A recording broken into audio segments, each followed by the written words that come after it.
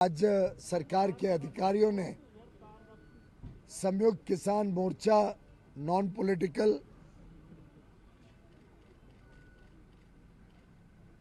और भारतीय किसान मजदूर यूनियन और अन्य कुछ किसान संगठनों के प्रतिनिधियों के साथ बहुत ही अच्छे वातावरण में एक सकारात्मक चर्चा नए विचारों के साथ, नई सोच के साथ कैसे भारत के किसानों के हित में जो माननीय प्रधानमंत्री नरेंद्र मोदी जी ने 10 वर्ष में अलग अलग काम किए उसको और आगे बढ़ाने के हिसाब से लंबी चर्चा हुई है। माननीय प्रधानमंत्री नरेंद्र मोदी जी सदैव भारत के किसानों की चिंता करते हैं। गत 10 वर्षों में चाहे वो एमएसपी की खरीद हो जिसमें अभूतपूर्व वृद्धि हुई, कहां 2004 से 14 के बीच मात्र 5.5 लाख करोड़ की एमएसपी में खरीद हुई थी, वहीं मोदी जी के कार्यकाल में 18 लाख करोड़ से अधिक खरीद हो चुकी है और अब तो खरीद चल रही है। धान की और गेहूं की अब शुरू हो जाएगी। प्रधानमंत्री किसान सम्मान निधि हो जिसमें 2,80,000 करोड़ रुपए अभी तक 11 करोड़ से अधिक किसानों को दे चुके हैं। प्रधानमंत्री फसल बीमा योजना हो जिसमें जो किसानों ने प्रीमियम भरा उसका 3 गुना किसानों को लाभ वापस मिल चुका है। और चाहे वो फर्टिलाइजर को कम कीमतों में उपलब्ध कराने हेतु यूपीए के समय से बढ़कर लगभग 3 गुना सब्सिडी सालाना देने की बात हो, प्रधानमंत्री नरेंद्र मोदी जी की सरकार उनके संवेदनशील नेतृत्व के, उनके मार्गदर्शन के कारण सदैव भारत के किसानों के हितों के लिए काम करती रही है। आज यूनियन के प्रतिनिधियों ने कुछ ऐसे विषय सामने रखे जिसमें 3-4 प्रमुख अंश को जोड़कर एक सहमति से लगभग दोनों पक्षों के बीच में वार्तालाप के माध्यम से लंबी चर्चा, सकारात्मक सोच, पॉजिटिव एटीट्यूड के साथ और थोड़ी innovative out of the box thinking करके कुछ सुझाव जिससे पंजाब का भी लाभ होगा, पंजाब हरियाणा के किसान हो, पंजाब हरियाणा की जमीन की समस्या हो और साथ ही साथ पूरे देश के किसानों को भी, देश की अर्थव्यवस्था को भी और देश के उपभोक्ताओं को भी, सभी को लाभ हो सके, ऐसा एक मार्ग चर्चा के माध्यम से निकला है। किसानों के प्रतिनिधियों ने बात रखी थी कि खास तौर पे पंजाब हरियाणा में धान के खेती की वजह से जो वाटर टेबल बहुत नीचे गया है, पानी की जो किल्लत हुई है, जो जमीन बंजर होते जा रही है, उसके कारण क्रॉप डाइवर्सिफिकेशन अति आवश्यक है। साथ ही साथ उन्होंने बताया कि जो कॉटन,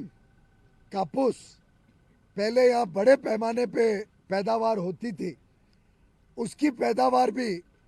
काफी कम हुई है। क्रॉप डाइवर्सिफिकेशन से देश में अगर दलहन बने, उड़द, मसूर, अड़हद, तूर दाल जो होती है, ऐसी दालें बनती हैं तो देश का आयात भी कम होता है, देश का उपभोक्ताओं की ज़रूरतें भी पूरी की जा सकती हैं,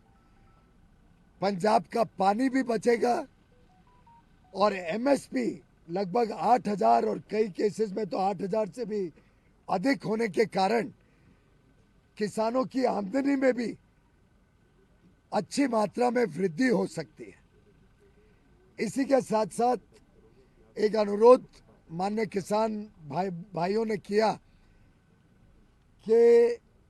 मक्के की खेती में भी पंजाब के किसान जाना चाहते हैं। मक्के की खेती से भी पंजाब के किसानों को राहत मिलेगी, लेकिन एक जो समस्या उनके सामने है कि अगर वो क्रॉप डाइवर्सिफाई करें, अगर दाल बनाएं, मक्का बनाएं, कॉटन की खेती को पुनर्जीवित करें और अगर मार्केट में कीमतें एमएसपी से नीचे हो जाएं तो उनको नुकसान होगा किसानों को। और वो चाहते थे कि इसका कोई एक ऐसा मार्ग बने जिससे किसानों को भी लाभ हो और देश को भी लाभ हो और प्रदेश को भी लाभ हो। तो हमने एक प्रस्ताव आज चर्चा किया है, बड़े अच्छे माहौल में किसान संगठनों ने, नेताओं ने, माननीय कृषि मंत्री जी ने और पंजाब सरकार ने बहुत ही एक innovative out of the box idea पे चर्चा की है कि सरकार की प्रमोटेड जो कोऑपरेटिव सोसाइटीज़ हैं, चाहे वो एनसीसीएफ हो, national consumer cooperative federation, NAFED, ऐसी संस्थाओं द्वारा जो किसान अपना क्रॉप डाइवर्सिफाई करके या तो तूर दाल बनाए, उड़द दाल बनाए, मसूर की दाल बनाए या मक्का बनाए, उनको 5 साल के लिए एक कॉन्ट्रैक्ट करके एनसीसीएफ और नैफेड गारंटी करेगा कि अगले 5 साल तक जो भी क्रॉप डाइवर्सिफाई करके ये 4 प्रोडक्ट्स बनाएगा, 4 उत्पादन खेती के करेगा, उसको ये संस्थाएं एमएसपी पर खरीदेगी। कोई क्वांटिटी की लिमिट नहीं होगी। एक पोर्टल बनाया जाएगा। वैसे डेटा तो ऑलरेडी है, कौन किसान कितने ज़मीन पर क्या खेती कर रहा है, उससे स्वाभाविक तौर से पता लग सकता है कौन डाइवर्सिफिकेशन करता है। और 5 साल का करार कॉन्ट्रैक्ट किया जाएगा नैफेड और एनसीसीएफ द्वारा, जिससे जो भी किसान ये डाइवर्सिफाई करे उससे पंजाब की खेती भी बचेगी, पंजाब का वाटर टेबल भी ठीक होगा, पंजाब की बंजर जमीन बंजर होने से बचेगी। ऑलरेडी काफ़ी स्ट्रेस में है पंजाब की ज़मीन। किसानों की आमदनी भी बढ़ेगी और उनको सुनिश्चित होगा कि जो भी उत्पादन है वो एमएसपी पर नैफेड और एनसीसीएफ खरीदेगी। इसी के साथ साथ हम चाहते हैं कि कॉटन पुनर्जीवित हो, पंजाब फिर एक बार कॉटन की खेती में, कापूस की खेती में अपना प्राथमिक स्थान ले। तो जो भी किसान